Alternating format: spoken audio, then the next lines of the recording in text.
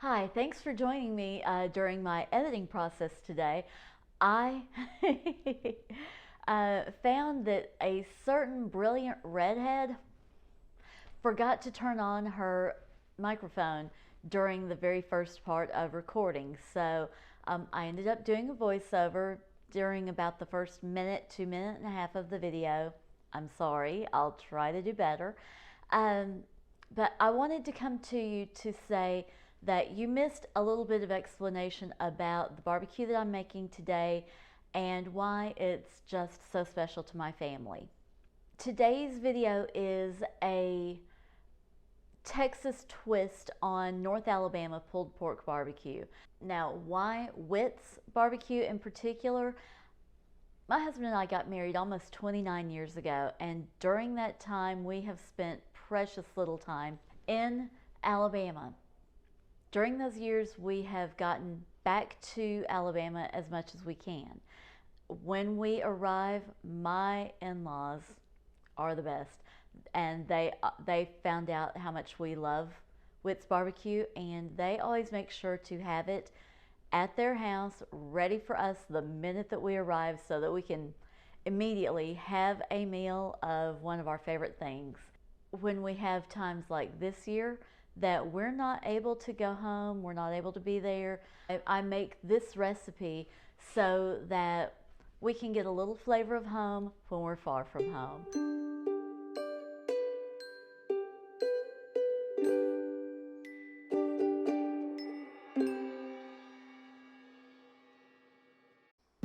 Thank you for joining me today on Susan's Cozy Kitchen. I'm making Alabama pulled pork sandwiches with slaw.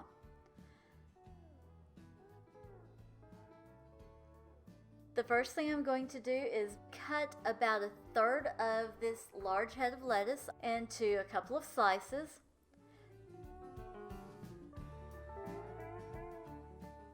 Then I'm going to cut those slices into smaller pieces that will fit into my food processor.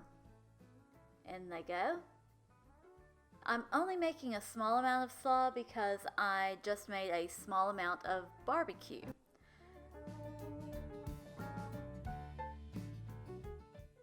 Alright, next I will pulse this until the cabbage is in very tiny pieces. Then I will transfer the cut up cabbage into a glass bowl that has a tightly fitting lid. As I said, I'm just doing a small amount, so that means I'm only going to need a small amount of vinegar and white sugar. I'm putting in a quarter cup of each.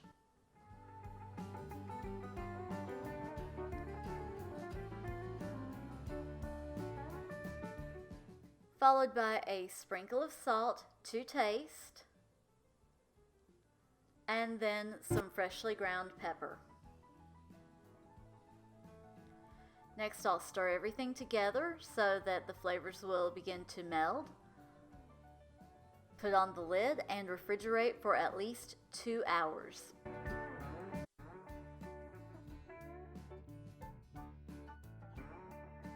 Last night I put the pork in the crock pot and then I seasoned it with these 4 things, and then I just turned it on to low and I let it go all night long.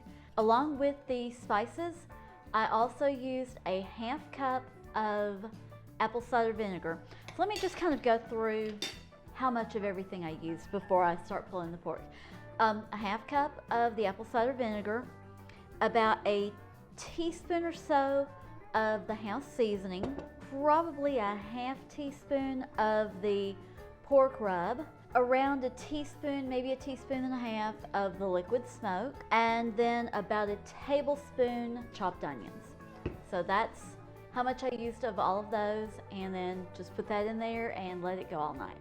It's just past noon now, and I'm going to take the pulled pork out of the crock pot. I'm just going to leave all the juices in there and start pulling it. As I go through it, any fat that I find I'll put to the side because I don't want that. and then I will put it back into the crock pot with all the juices. The easiest way to pull the pork is on a plate instead of a cutting board. In case it is juicy, this captures all the juice in the plate and it's not running around all over my counter. Break it apart with the forks, pull them through together, and just break it apart into nice little strips. If you want it to be more like Whitt's barbecue in North Alabama, use more of the apple cider vinegar, maybe a little bit more of the house rub, leave out the pork seasoning, leave out the onions, and leave the liquid smoke about the same. I also like to add the other ingredients in there. I just feel like it gives it a little extra flavor. It stays true enough to the Alabama pork with giving a little Texas twang to it. So that's what I like to do. I'm just going to keep shredding the pork until it's all pulled apart, all the fat's out, and let it cook on low for a little while longer. Sometimes I will turn the pork early in the morning when I wake up. I didn't think to do that this morning, so there's a nice crust on top of my pork, and that's fine too, because as you pull it and then put it back into the crock pot, you have the little pieces with the crust on it, and then that comes off in the juices, and then it blends all together. If your pork has a layer of fat on one side, put the fat side up so that as it's cooking, the juices cooks down into your meat. It makes it a lot juicier, it comes apart a lot better. There are other ways of pulling the meat. You can pull it out, trim it up, pop it into the bowl of your stand mixer with the paddle attachment, and do it that way. I tried it once. I wasn't able, obviously, to get all the fat off of the meat before I put it in there, and so I ended up with like pieces of fat all the way through it. Then there's the bigger forks that you can use for pulling the meat apart. I've never tried that. I just use regular dinner forks and pull it apart with that, and it works for me. You know, let me know if you have those, if you like them, if you've tried them and don't like them. You know, let me know in the comment section below what you think about those. Or if you like doing pulling the meat using your mixer. Yeah, I'd like to know if you've had good success doing that and how that turned out for you. I'm always looking for a better way to do something, so if you have a good tip, let me know. And I'm just flipping this around in the crock pot to get all the meat down into the juices, get it distributed all the way through so that all of it is nice and moist and juicy. Otherwise, what's down in the bottom is going to soak up all the juice, and then what's on top is going to end up drying out. It's ready to cook for just a while longer, and soon it'll be time to put on the bun and have dinner. If you enjoyed today's video, please give it a thumbs up. If you haven't already, please subscribe. While you're there, hit the notification bell so that you're notified every time I upload a video to YouTube. There's the bun. I just pulled some pulled pork out of the crock pot. Right.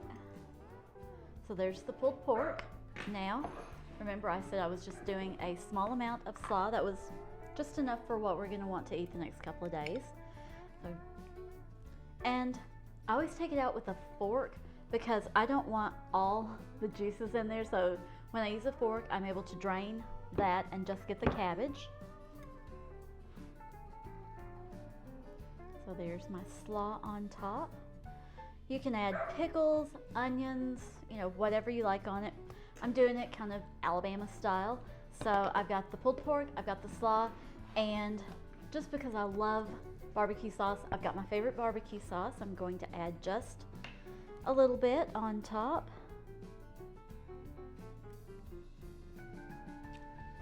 All right, so let's give this a taste test. That's really huge, so I'm going to smash it down. And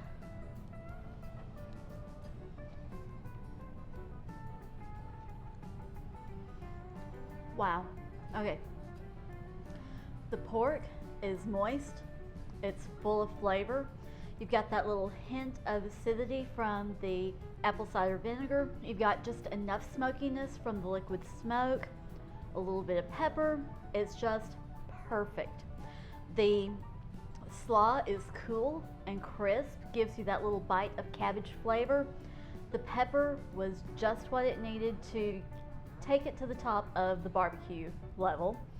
And then the bun, oh my goodness, this bun is amazing, and it is absolutely the perfect complement to my barbecue sandwich.